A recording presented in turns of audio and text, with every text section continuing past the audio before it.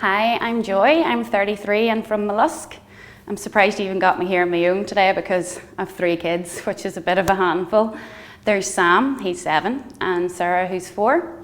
And then wee Reuben, well, he's just a wee monkey. He's just about to hit the terrible 2 stage and he's into absolutely everything.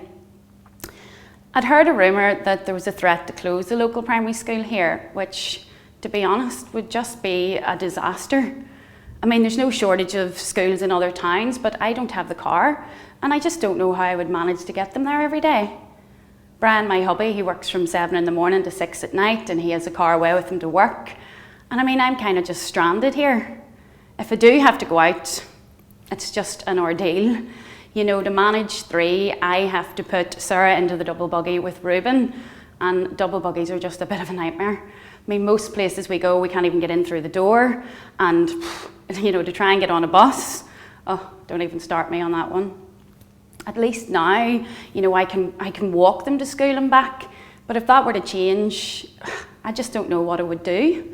I mean, not to mention when Reuben starts preschool, there's a definite shortage there. You know, we're going to be forced out of the local area to bring him to one, and even at that, we're not guaranteed the nearest one because there's such a demand on places. Oh, I don't know, I'm just going to have to face that when I come to it.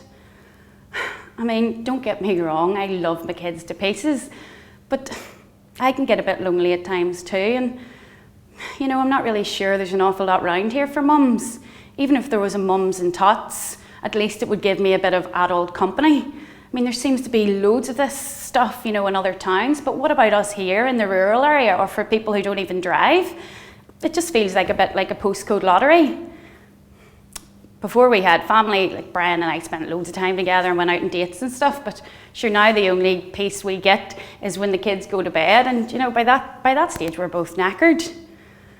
You know, it would be nice to have more time together, and Brian works really, really hard, and you know, to pay the bills, even if we were to think about going out, by the time we pay a babysitter in the cinema, you know, it costs a fortune.